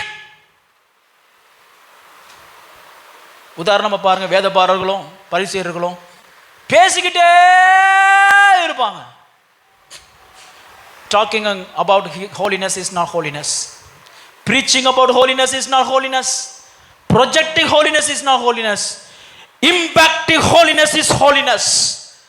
மற்றவர்கள் மத்தியில் ஒரு பரிசுத்தத்தை அல்லது ஒரு நீதியை, நாம் ஒரு தாக்கத்தை உண்டாக்குகிற ஜீவியம் நமக்குள்ளே இருக்குமே ஆனால் அதுதான் மாயமால மற்ற வாழ்வு. பேசிக்கிட்டே இருக்க வேண்டியதான், யாரும் பரிசுத்தமாக மாட்டான். ஸ்தோத்திரம். நான் இங்க இருந்து பரிசுத்தத்தை பத்தி பல மணி நேரம் பேசலாம். If I am not holy, it doesn't bring any impact in your spiritual life. If I am not praying, you will not pray. ஸ்தோத்திரம். Holiness is impacting. சபைக்குள்ள இருக்கிற கிரியைகள், மாயமான மற்ற கிரியைகள் இந்த உலகத்தில் பெரிய தாக்கத்தை கொண்டு வரக்கூடிய வல்லமை உள்ளதா இருக்கிறது. கர்த்தர் சபையை எப்படி எதிர்பார்க்கிறார்? மாயமால மற்ற சபையை கர்த்தர் எதிர்பார்க்கிறார். பரலோகத்திலிருந்து மனவனாக இயேசு கிறிஸ்து தமது தூதர்களோடு வரும்பொழுது மத்திய ஆகாயத்தில் அவருடைய கண்கள் மாயக்காரரை அல்ல, மாயமால மற்றவர்களை தான் கர்த்தருடைய கண்கள் நோக்கி பார்க்கும். You are attracting the world. ஒரு ஆமென் சொல்லுங்க. ஹல்லேலூயா. நீங்க பரிசுத்தமா வாழ்ந்தீங்க அப்படின்னா, கவனிங்க, நீங்க சுத்தமா வாழ்ந்தீங்க அப்படின்னா நீங்க பேசவே தேவையில்லை. உனக்குள்ளே இருக்கிற பரிசுத்தத்தின் வல்லமை அநேகரை சத்திய வழிக்குள்ளே நடத்ததான ஒரு பெரிய கிரிகளை நடப்பித்து கொண்டே இருக்கும். நீதிமொழிகள் 27:10 சொல்லப்பட்டிருக்கிறது, இரும்பை இரும்பு கருக்கிடும், அப்படியே மனுஷனும் தன் சிநேகிதனுடைய முகத்தை கருக்கிடுகிறான். As iron sharpens iron, so one person sharpens another. Your life must sharpen others in holiness. நம்முடைய வாழ்க்கை, நம்முடைய கிரியைகள் மற்றவருடைய பரிசுத்தத்தை ஷார்பன் பண்ணணும். கரைக்கிறோம் அப்படின்னா அதை பளிச்சுன்னு ஆக்கிடும், ஷேப் பண்ணும், கூர்மையாக்கும். Praise the Lord. அல்லேலூயா சொல்லுங்க. கிரியைகளில் பரிசுத்தம் இல்லை, வாழ்க்கையில பரிசுத்தம் இல்ல, பேச்சுல பரிசுத்தம் இல்ல, பார்வையில பரிசுத்தம் இல்ல அப்படின்னு சொன்னா பேச்சுல நீங்க ஒருவரும் பரிசுத்தராக்கவே முடியாது. பரிசுத்தராகிய நமது ஆண்டவராகிய இயேசு கிறிஸ்து இந்த பூமியில அநேகரை அவருடைய சிஷ்யரை மாற்ற நோக்கினார் அப்படின்னு சொன்னா அவர் பாவத்தை பாராத சுத்த கண்ணனா இந்த பூமியிலே வாழ்ந்தார். அல்லேலூயா. Hypocrisy is transmitted only through human transaction. நல்லா கவனிங்க, நல்லா கவனிங்க. உண்மையான ஒரு ஆவிக்கு விஷயத்தை சொல்லித்தரேன், கவனிங்க. மாயமாலம் அல்லது மாயமால கிரியைகள் ஒருவன் தானாக கற்றுக்கொள்வதில்லை, ஒருவரிடத்திலிருந்து கற்றுக்கொள்ளுகிறான். புரிஞ்சவங்களாம் ஒரு ஆமைன்னு சொல்லுங்க. இப்பவும் எவ்வளோ பெரிய சூப்பர் ஸ்டார் நடிகா இருந்தாலும் அவங்க வீட்டில் ப்ராக்டிசிங் ரூம் வச்சிருக்கிறாங்க. சுற்றி கண்ணாடி இருக்கும். ஒரு படத்துக்கு அவங்க ஒரு வாங்கிட்டாங்க, கமிட் ஆகிட்டாங்க அப்படின்னு சொன்னால், ஒரு சினிமாவுக்கு கமிட் ஆகிட்டேன்னு சொன்னால் அந்த கதாபாத்திரத்தை போலவே சில நாட்கள் ரூமில், அந்த கண்ணாடி ரூமில் அவங்க வாழ்ந்து கொண்டே இருப்பார்களாம். Hypocrisy can be learned. It can be only learned. It cannot be imbibed by birth. நல்லா கவனிங்க, பர்த்திலிருந்து வர்றது கிடையாது. ஆகையால் தான் இது ஹிப்போக்ரசி அல்லது மாயமாலமான வாழ்க்கை, இரண்டு விதமான வாழ்க்கை, பொய்யான வாழ்க்கை, மறைமுகமான வாழ்க்கை. ஸ்தோத்திரம். நாம் பிசாசிலிருந்து கற்றுக்கொள்கிறோம்.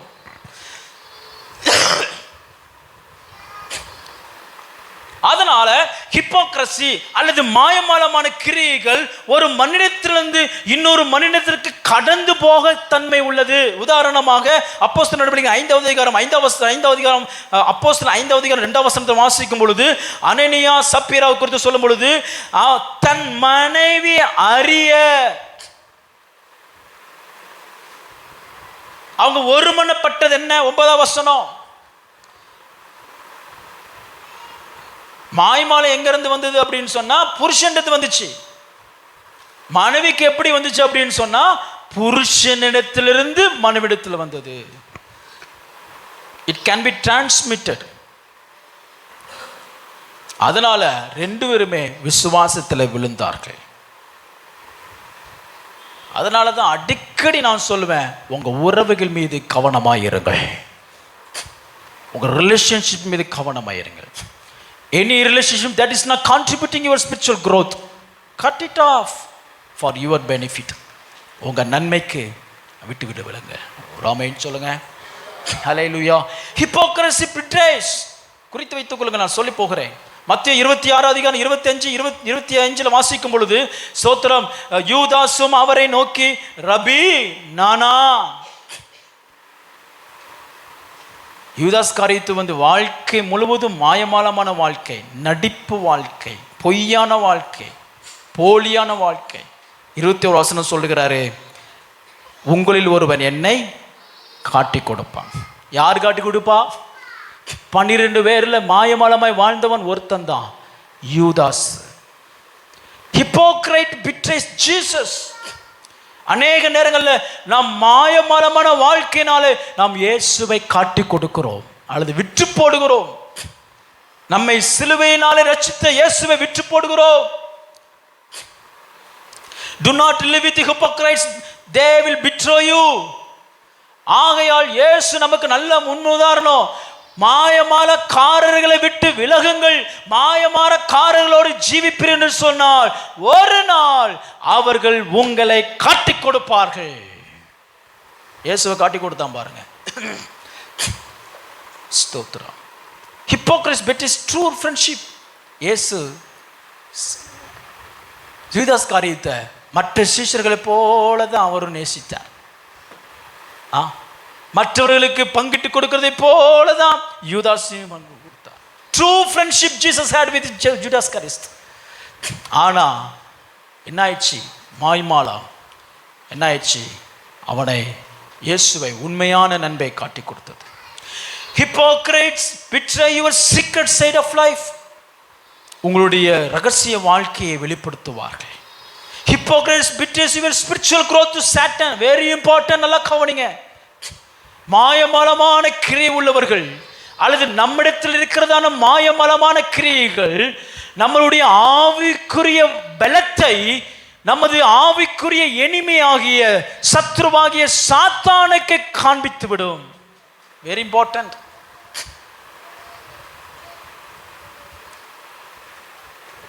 ஆவிக்குரிய ஜீவிதத்தில் பயங்கரமா வளர்ந்துகிட்டே இருப்போம்.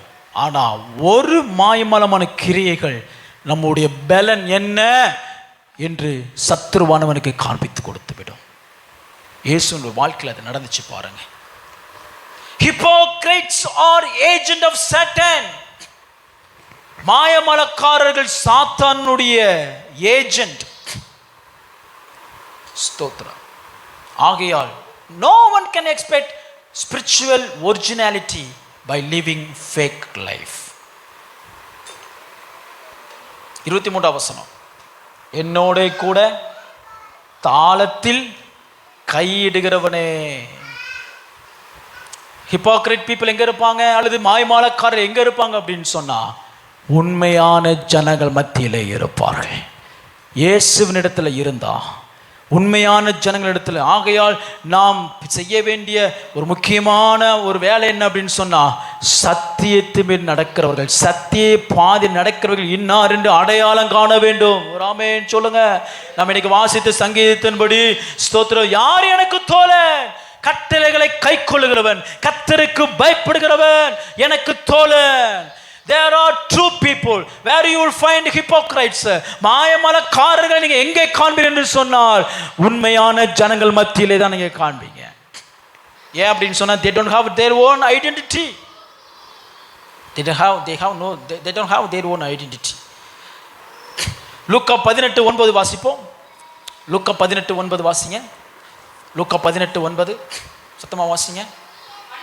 அன்றியும் தங்களை நீதிமான்கள் என்று நம்பி மற்றவர்களை அற்பமாய் எண்ணுகிற சிலரை குறித்து ஓமை சொன்னார் என்று சொல்லி அங்கு 2 பேர் தேவாலயத்தை வந்து ஜெபிக்கிறவர்களை குறித்து ஓமை சொல்றாரு.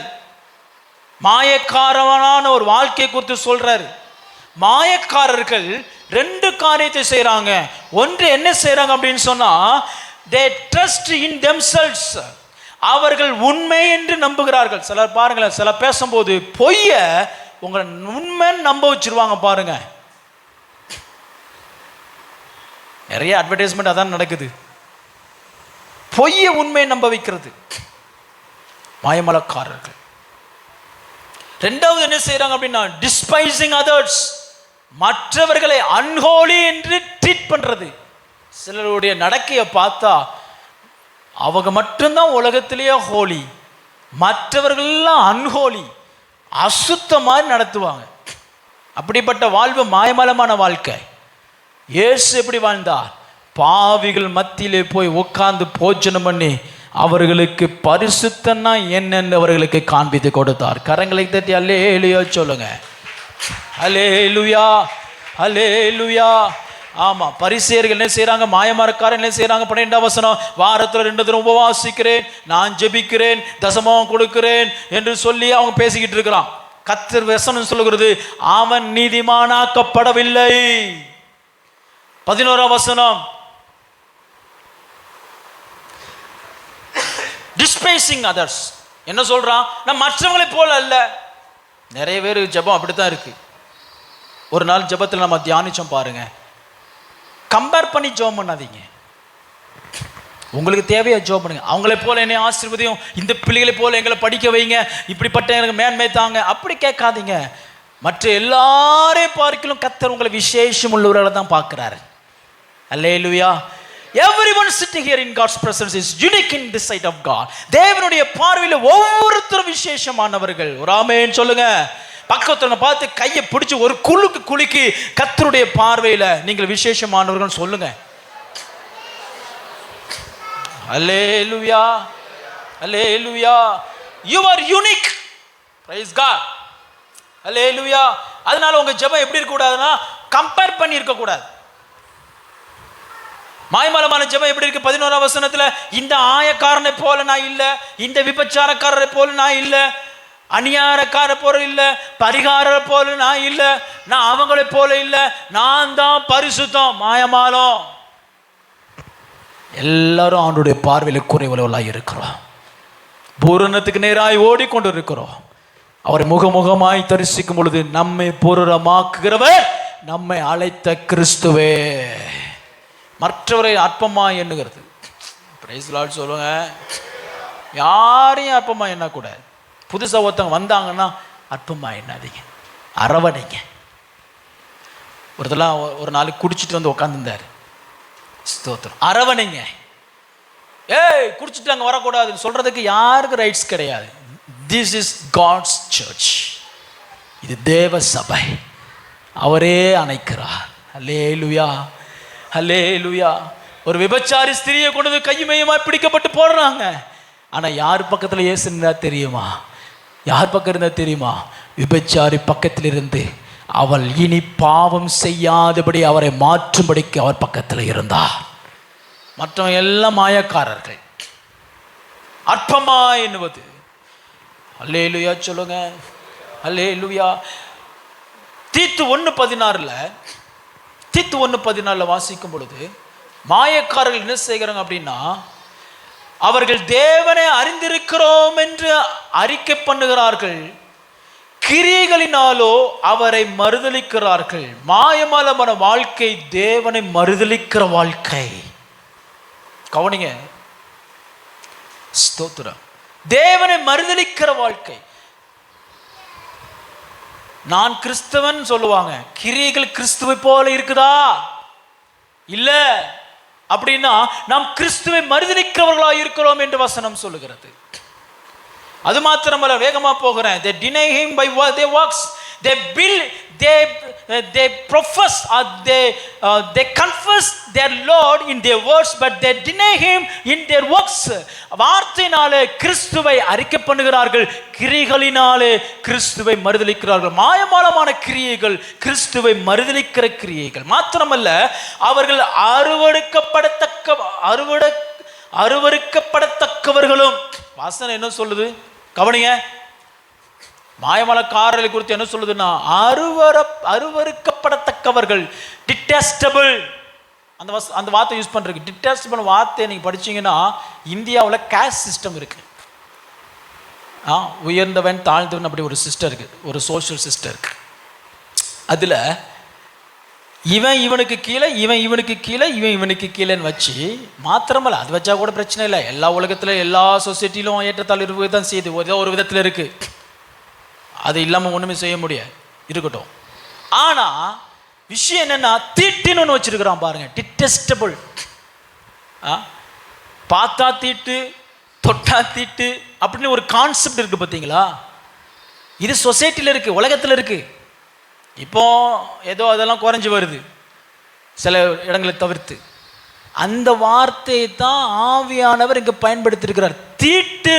யார் தீட்டுன்னா, இந்த ஜாதியில் பிறந்தான், அல்லது அந்த சமுதாயத்தை பிறந்தான், இந்த ஊரில் பிறந்தான், அந்த தேசத்தில் பிறந்தான், இந்த தேசத்தில் பிறந்தான், அதை படித்தவன் இந்த படித்தவன் அப்படிலாம் இல்லை. யார் தீட்டுன்னு வசனம் சொல்லு தெரியுமா? மாயமலக்காரர்கள் தான் தீட்டு. ஏன் தீட்டுன்னு வசனம் அந்த வார்த்தை யூஸ் பண்ணாங்க அப்படின்னா, கவனிங்க, தீட்டுன்னு அந்த கான்செப்ட் என்னன்னா, யாரோ ஒருத்தர் தொட்டோம் அப்படின்னா அவனிடத்தில் இருந்த தீட்டு ஒன்னையும் என்ன செய்யும்? தீட்டா மாற்றும். டிட்டெஸ்டபிள். லிவிட்டிகஸ்ல, லேவியராமத்தில் நிறைய காரியங்களை அவருக்கு கர்த்தருக்கு அருவருப்பு detestable to the sight of God இப்படி எழுதப்பட்டிருக்கு பாருங்களேன். அதில் என்ன அர்த்தம் அப்படின்னு சொன்னா, தேவன் அருவருக்கிற நீங்க தொட்ட அப்படின்னா நீ தேவனை திட்டுப்படுத்துவ, அவனுடைய பரிசுத்த முட்டுகளை பனிமுட்டுகளை திட்டுப்படுத்துவ. ஆகையால் தீட்டு, டிட்டெஸ்டபிலிட்டி இஸ் a transmitting element. அதுபோல தீட்டு என்ன செய்யும் அப்படின்னா, தீட்டு உள்ளவனை தொட்டால் அவன் தொட்டவன் திட்டுப்படுவதை போல. கவனிங்க, இங்கதான் விஷயமே இருக்கு. மாயக்காரனோடு சஞ்சரிக்கிறவனும் மாயக்காரனாய் ஆவா. Praise the Lord. பொய் பேசுறவன்ட்ட ஒரு 10 நாள் சுத்தி அஞ்சிருங்க, ஆட்டோமேட்டிக்கா தூக்கத்திலே நீங்களும் போய் பேச ஆரம்பிச்சிருவீங்க. குடிகாரன் கூட ஒரு 10 நாள் சுத்தி பாருங்க, 10 நாள் நீ குடிகாரன் ஆயிருவ. வேசிக்கலனோட ஒரு 10 நாள் சுத்தி பாருங்க, 10 நாள்ல நீயும் வேசிக்கலன் ஆயிருவ. களவாணி கூட 10 நாள் சுத்தி பாருங்க, களவாங்குற இல்லையோ அவன் கூட நீயும் ஜெயிலுக்கு போவ. ஆமாவா இல்லையா? டிட்டெஸ்டபிள். மாயக்காரர்கள் தேவனுக்கு அருவருக்கப்படத்தக்கவர்கள். ஆகையால் ரொம்ப கவனமா இருக்கணும். கவனிங்க, நம்ம பரிசுத்த ஜீவியத்துக்கு நேரம் ஓடிட்டு இருக்கோம், தேவனுடைய ராஜ்யத்துக்கு நேரம் ஓடிக்கிட்டு இருக்கோம், மனவாட்டியாக நம்முடைய வாழ்க்கையை ஆயத்தமாய் கொண்டு இருக்கோம். நாம் அநேக காரியங்கள் பரிசுத்தத்திற்காக பிரயாசப்பட்டு கொண்டிருக்கையில் நம்மிடத்திலிருந்து விட்டுவிட வேண்டியவைகளை விட்டுவிட வேண்டுமே அன்றி நாம் மாயக்காரருடைய வாழ்க்கையிலிருந்து விடுபடவே முடியாது. Praise God. ஹல்லேலூயா, ஹல்லேலூயா. அருமையான தேவனுடைய பிள்ளைகளே, லூக்கான சுவிசேஷம் 13 அதிகாரத்தில் வாசிக்கும் பொழுது கவனிங்க, அது வேண்டாம், டைம் ஆயிடுச்சு, நான் போகிறேன். 30 யோபு 30:29 குறிச்சிக்கோங்க. இனிமேல் குறிச்சிக்கிட்டே தான் போகணும், ஏன்னா நமக்கு நேரம் நிறைய இருக்கு. ஸ்தோத்திரம்.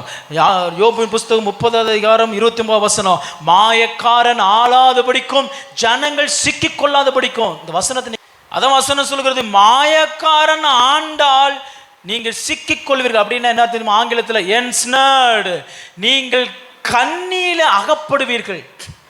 மாயக்காரரோட உங்க வாழ்க்கை போச்சு அப்படின்னு சொன்னா நீங்க கண்ணில அகப்பட்ட குருவிக்கு சமம், விடவே முடியாது. Hypocrisy is a trap. Many people got into trap.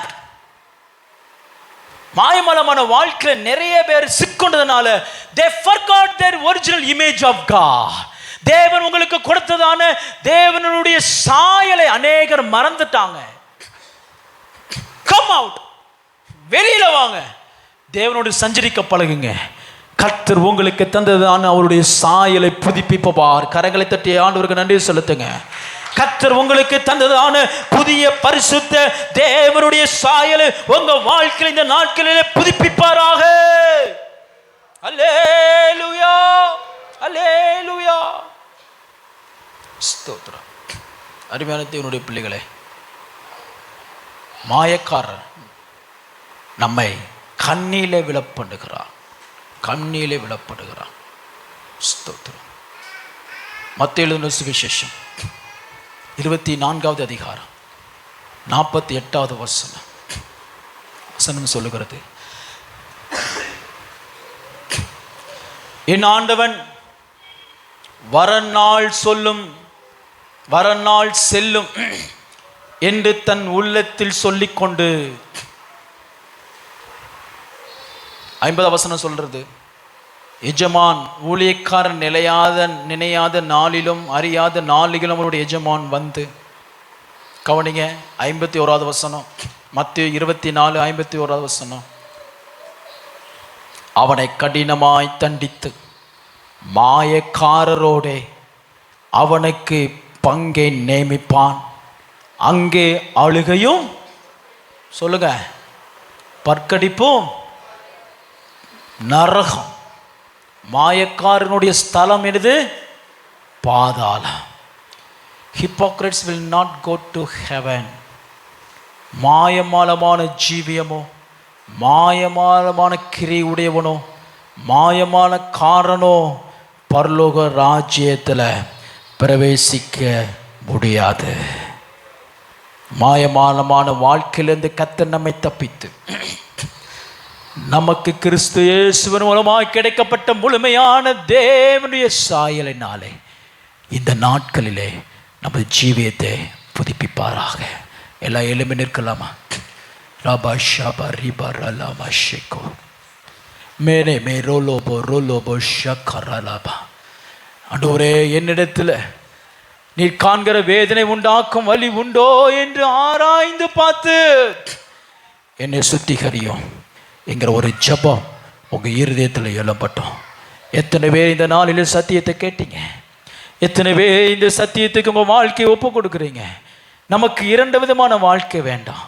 பொய்யான வாழ்க்கை வேண்டாம், மாயையான வாழ்க்கை வேண்டாம், தேவனை காட்டி கொடுக்கிற வாழ்க்கை வேண்டாம், தேவனை மறுதலிக்கிற வாழ்க்கை வேண்டாம், பாதாளத்துக்கு நேர நடத்துகிற இந்த வாழ்க்கை நமக்கு வேண்டாம். தேவன் நமக்கு கிருபையாய் தந்த அவருடைய சாயலினாலே எல்லாரும் ஸ்தோத்திரம் பண்ணுங்க. எல்லாரும் கண்களை மூடி கொஞ்ச நேரம் கர்த்தரை ஸ்தோத்திரம் பண்ணுங்க. ரிபலா மஷரதினமா, எனக்குள்ளே இருக்கிற மாயமாலத்தை கர்த்தர் இந்த வேளை அகற்றி போடுங்கப்பா. ஒரபரலபா ஷபரகதரலமா ஷகதரா திரமனா. ஜெபம் பண்ணுங்க, நீங்க ஜெபிக்கணும். Now it's time to pray. இது ஜெபிக்கிற நேரம், தேவனிடத்தில் தேவனுடைய சாயலை தரிக்கிற நேரம். எத்தனை பேர் உண்மை ஒத்துக்கோங்க? நீங்க உங்களுக்கு இருக்கிற பலவீனங்களை ஆண்டவரிடத்தில் ஒத்துக்கொள்ளுங்க. நாம் இனி மாயக்காரரை போல நாம் ஆராதிக்க வேண்டாம். நாம் இனி மாயக்காரரை போல ஜெபிக்க வேண்டாம். உண்மையும் உத்தமும் உள்ள மனுஷனே, நீ தேவனுடைய எஜமானுடைய சந்தோஷத்துக்குள்ள பிரவேசிங்கிற சத்தம் என் வாழ்க்கையில கேட்கட்டுமே. ஜெபிங்க ஜெபிங்க ஜெபிங்க. முன்னாடி இருக்கிற சின்ன பசங்க பிள்ளைங்க எல்லாரும் ஜெபிக்கணும். இன்னும் போதாது, இன்னும் சத்தத்தை வைத்து ஜெபம் பண்ணுங்க பார்க்கலாம். நீங்க ஜெபம் பண்ணுங்க. இ மைனர் ஒரு ரபா ஷப ரப ரலபா. ஜெபம் பண்ணுங்க பார்க்கலாம். ஜெபிங்க ஜெபிங்க. ஆமா ஆமா ஆமா, நான் இப்படி ஜெபிக்கிறேன், நான் இப்படி சத்தம் போட்டு ஜெபிக்கிறேன். என்னை போல எல்லாரும் கூப்பிடுங்க, எல்லாருமே கூப்பிடுங்க. நம்ம எல்லாருமே பலவீனமானவர்கள், கர்த்தருடைய பார்வையில் குறைவுள்ளவர்கள். இதுவரை நான் மாயமான வாழ்ந்த பரிசுத்த வாழ்க்கையை இன்றைக்கு நான் கலட்டி வைக்கிறேன்ப்பா. என்னை மன்னிங்கப்பா, என்னை மன்னிங்கப்பா. என்னிடத்தில் இருக்கிற மற்றவர்களை குற்றம் சாட்டி, மற்றவர்களை நான் தரக்குறைவாய் பேசி, மற்றவர்களை தவறாக எண்ணுகிற என் வாழ்க்கை இன்றைக்கு நான் கலட்டி வைக்கிறேன். என்னை உம்மை போல மாற்றுங்கப்பா. எல்லாம் கேளுங்க கேளுங்க கேளுங்க கேளுங்க கேளுங்க கேளுங்க. ஜெபிக்கணும் ஜெபிக்கணும். நீங்க கேட்டீங்கன்னா கர்த்தர் உங்களுக்கு அருளுவா. இது ஒரு நல்ல ஒரு பாக்கியமான வாழ்க்கை. தேவ சாயலை தரித்திருப்பது ஒரு பாக்கியமான வாழ்க்கை. தேவ சாயலிலே வாழ்வது பாக்கியமா. எல்லாரும் ஜெபிங்க. வாலிப பிள்ளைகளாம் கேளுங்க. நீ இனி இரண்டகம் பண்ண வேண்டாம், தேவையில்லை.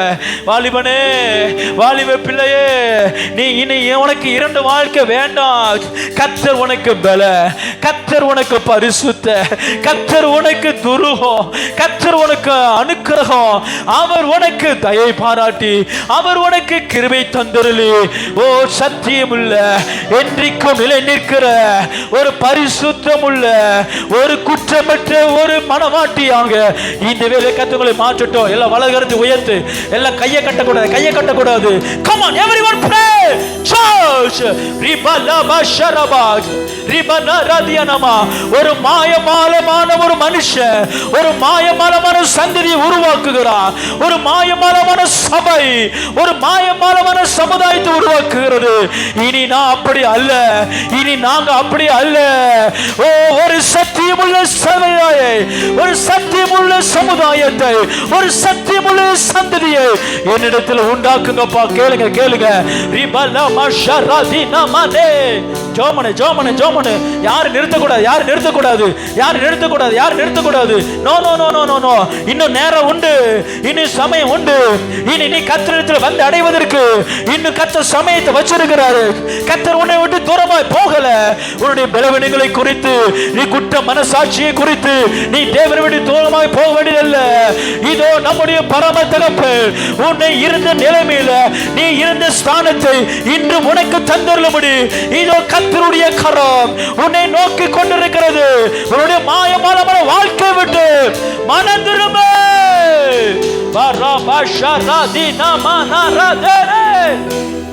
ஜோமனே ஜோமனே ஜோமனே ஜோமனே ஜோமனே ஜோமனே ஜோமனே. ஒரு மாற்றம் உண்டாகி கொண்டிருக்கிறது. கர்த்தருடைய ஆவியானவர் உன் வாழ்க்கையில் ஒரு உருமாற்றத்தை உருவாக்குகிறார். உன்னிடத்தில் இருக்கிற மாயமானத்தை இதோ கர்த்தருடைய ஆவியானவர் அக்கினியினாலே சுட்டரித்து தமது சாயலினாலே உன்னை தரிப்பிக்கிறார். தமது சாயலினாலே உன்னை தரிப்பிக்கிறார். இந்த ஆராதனை விட்டு, இந்த ஸ்தலத்தை விட்டு, இந்த சபையை விட்டு, இந்த வேலையை விட்டு நீ புறப்பட்டு வெளியே போகும் பொழுது இது ஒரு பரிசுத்த வஸ்திரத்தை, a mantle of God, a mantle of God, ஒரு ஷால்வை. நீ இனி தேவனுடையவன், நீ இனி தேவனுடையவன். எங்கெல்லாம் ஒரு சால்வை இதோ எலிஷாவின் மேல் விழுந்ததை போல இப்பொழுது மேலே போடுகிறார். பெற்றுக்கொள் பெற்றுக்கொள் பெற்றுக்கொள் பெற்றுக்கொள். இயேசுவின் நாமத்தில் மாயமாலம் ஒளிவதாக. இயேசுவின் நாமத்தினால மாயமால கிரிகள் அழிக்கப்படுவதாக. இயேசுவின் நாமத்தினால மாயமாலமான ஜீவியம் மறைவதாக. Receive it. போதாது போதாது போதாது போதாது போதாது. இன்னும் ஜோமனு, இன்னும் ஜோமனு, இன்னும் ஜோமனு. இன்னும் சில காரியங்களை கர்த்தர் உன்னிடத்தில் எதிர்பார்க்கிறா. இன்னும் சில காரியங்களை கர்த்தர் உன்னிடத்தில் எதிர்பார்க்கிறா. உன்னை ஆசீர்வதிக்கவே ஆசீர்வதிப்பேன், உன்னை பெருகவே பெருக பண்ணுவேன் என்று சொன்ன ஆபிரகாமின் தேவன் உன்னிடத்தில் உனக்குள்ள ஒரு பெருக்கத்தை கொண்டு வரும்படிக்கு, உன்னை ஆசீர்வதிக்கும்படிக்கு, உன் தலையை உரைக்கும்படிக்கு கர்த்தருடைய ஆவியானவர் இதோ உன்னிடத்தில் ஒரு சில காரியங்களை இப்பொழுது விட்டுவிட வேண்டும், விட்டுவிட வேண்டும் என்று எதிர்பார்க்கிறார்.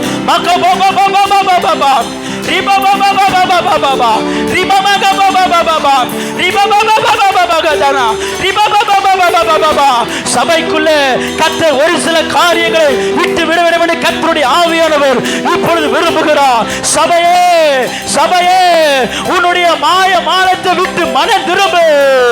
இதோ அக்கினியினாலே புடப்படுகிற ஒரு நாளை கர்த்தர் நியமித்திருக்கிறார். உன்னுடைய கிரியைகள் அக்கினியினாலே சோதிக்கப்படும் பொழுது, அவருடைய வருகை நாளிலே சோதிக்கப்படும் பொழுது குற்றமற்றவர்களாய் இருக்கும்படிக்கு இதோ உன்னை புத்திவானாய் மாற்றும்படிக்கு, புத்தி உள்ள ஸ்திரீயாய் மாற்றும்படிக்கு, புத்தி உள்ள கன்னிகையை மாற்றும்படிக்கு தேவக்கரம் இறங்கி கொண்டிருக்கிறது. ஜோமனே ஜோமனுங்க ஜோமனுங்க ஜோமனுங்க ஜோமனுங்க. சபை எல்லாம் ஜெபிக்கணும், சபை எல்லாம் ஒப்பு கொடுக்கணும், சபை எல்லாம் ஒப்பு கொடுக்கணும், சபை ஒப்பு கொடுக்கணும். சீயோனே, உனக்கு தயவு செய்ய காலம் வந்தது என்று கர்த்தர் சொல்லுகிறார். என் குமாரத்தியே, உனக்கு தயவு செய்ய காலம் வந்தது. என் குமாரனே, உனக்கு தயவு செய்யும் காலம் வந்தது என்று கர்த்தர் சொல்லுகிறார். என் மகனே, உனக்கு தயவு செய்யும் காலம் வந்தது என்று கர்த்தர் சொல்லுகிறார். என் மகனே, உனக்கு தயவு செய்யும் காலம் வந்தது என்று கர்த்தர் சொல்லுகிறார்.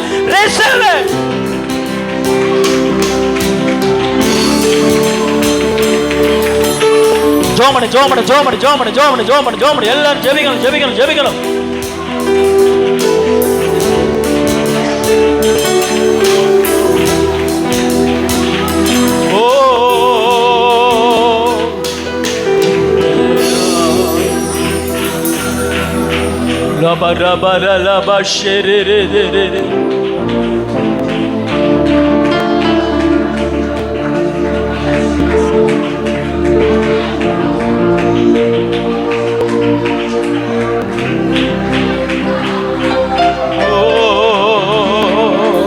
ஜீவியம் மாறட்டும், ஜீவியம் மாறட்டும்.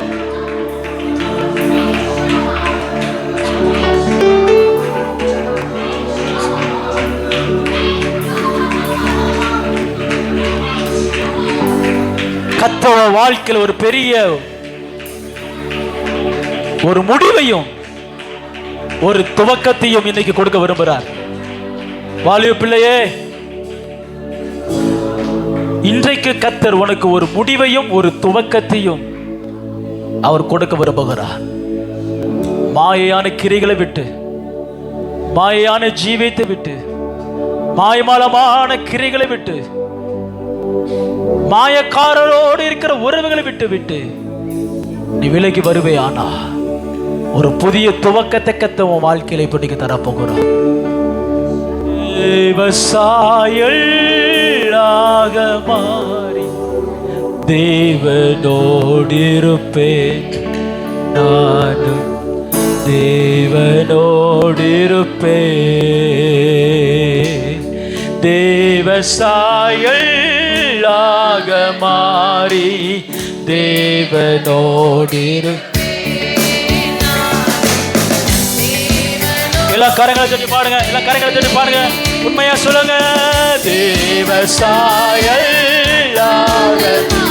ஆமென். Thank you Lord. Thank you Holy Spirit. தேவனோடு இருப்பேன், அந்த நாளோ நெருங்கிடுதே, அதிவிரைவாய் நிறைவேறுதே. அந்த நாளும் நிறைவேறுதே, அதிவிரைவாய் நிறைவேறுதே. மண்ணை சாயலை நான் கலந்தேத்தா விண்ணவ சாயல். எல்லாரும் சேர்ந்து பாடுங்க ஆண்டவரை பார்த்து. தேவசாயலாக மாறி எல்லா கரங்களை தட்டி உற்சாகமா ஆவியை நிறந்து பாடுங்க. கர்த்தருடைய சாயலே எனக்கு அடையாளோ. தேவசாயலாக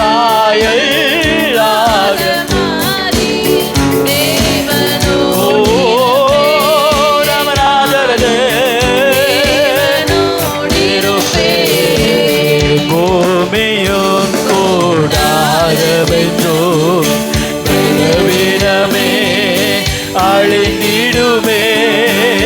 பூமி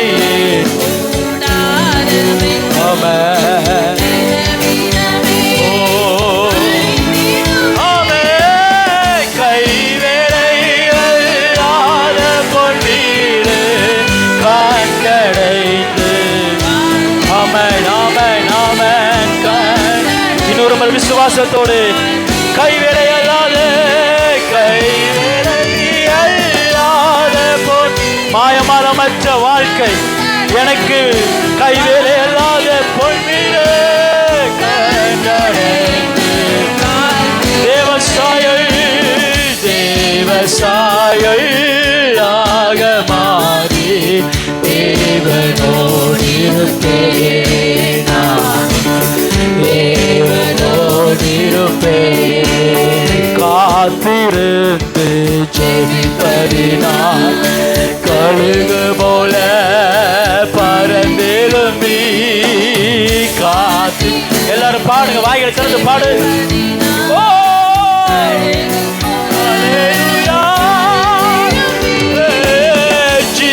ஜீவயாத்திரை ஓடி முடித்து ஜீவகிரீடம் பெற்றிடுவே, ஜீவகிரீடம் பெற்றிடுவே.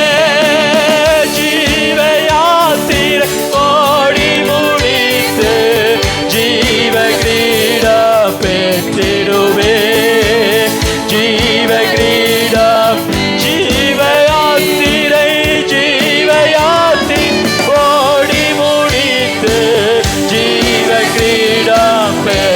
பெற்றிடுவே ஜீவ ஜீவ யாத்திரை ஜீவ யாத்திரை ஓடி முடித்து ஜீவ கிரீடம் பெற்றிடுவே ஜீவ ஓ விசுவாசத்தோடு ஜீவ யாத்திரை ஓடி முடித்து ஜீவ கிரீடம் பெற்றிடுவே ஜீவ கிரீடம் பெற்றிடுவே ஜீவ யாத்திரை ஓடமரே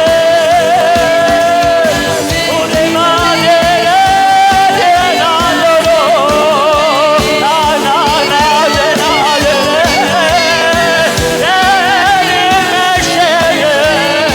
ஜீவ யாத்திரை ஓடி முடித்து ஜீவ பெறுவே பெறுவே பெறுவே பெறுவே எனக்கு ஒரு கிரீடம் வைக்கப்பட்டிருக்கு எனக்கு ஒரு கிரீடம் வைக்கப்பட்டிருக்கு என் தகப்பனா என் தேவனா என் எஜமானனா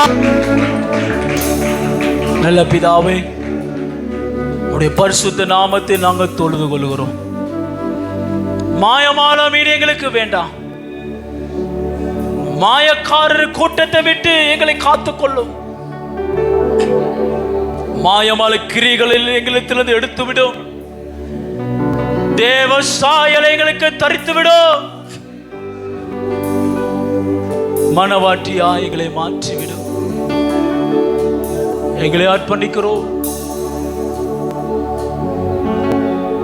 உம்முடைய சால்வையினால் எங்களை மூடுங்கப்பா உம்முடைய பொற்கிடத்தினால் எங்களை கனப்படுத்துங்கப்பா சகலத்தையும் திருப்பிக் கொள்வாய் என்று கர்த்தர் சொல்றார்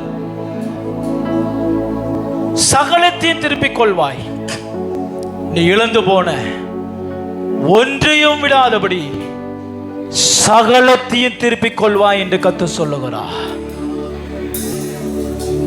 பரலோக பிதாவே உடைய பரிசுத்த நாமத்துக்கு நீர் எங்களுக்கு கொடுத்த ஜெயத்திற்கு எங்க நாவிலே வைத்ததான துதியின் சத்தத்திற்கு நாங்கள் நன்றி செலுத்துகிறோம் இந்த ஜனங்கள் உண்மையை நம்பி இருக்கிறபடியால் பூரண சமாதானத்தோடு தங்குவார்களாக நித்திய மகிழ்ச்சி ஒவ்வொருத்தருடைய தலைமையில் இருப்பதாக வருகிற வாரம் முழுவதும் வருகிற இந்த வருடம் முழுவதும் எத்தனை துக்கமான செய்திகள் பயமுறுத்துகிற செய்திகள் எங்கள் தேசத்தில் நாங்கள் கேட்கப்பட்டாலும் நீர் எங்களை போஷித்து பராமரிக்கிற எங்கள் தேவன் என்று நாங்கள் நம்புகிறோம் விசுவாசிக்கிறோம் மனிதர்கள் எங்களை கைவிடலாம் கர்த்தரோ எங்களை ஒருபோதும் கைவிடாமல் நினைவு கூறுகிற தேவன் புது பிள்ளைகளை ஒவ்வொருத்தரும் நினைவு நடத்தி ஆசீர்வதிக்கும்படி ஒப்பு கொடுத்து நாங்கள் ஜெபிக்கிறோம் தொடர்ந்து வழிநடத்தும் தாழ்த்துகிறோம் பெரிய காரியங்களை செய்யுங்க இயேசுங்கிற வல்லமை நாமத்தை ஜெபிக்கிறோம் ஜீவன் நல்ல பிதாவே என் ஆத்துமாவே கர்த்தரை ஸ்தோத்திரி என் முழுவதுமே பரிசுத்த நாமத்தை ஸ்தோத்திரி என் ஆத்துமாவே கர்த்தரை ஸ்தோத்திரி கர்த்தர் செய்த சகல உபகாரங்களை மறவாது நம்முடைய கர்த்தராகிய இயேசு கிறிஸ்துவினுடைய கிருபையும் தேவனுடைய அன்பும் பரிசுத்த ஆவியானவரின் அன்யோன்ய ஐக்கியமும் நாம் அனைவரோடு கூட கர்த்தருடைய வருகை பிறந்து இருப்பதாக ஜெயம் கொடுத்த தேவனுக்கு ஸ்தோத்திரம் சத்தமாய்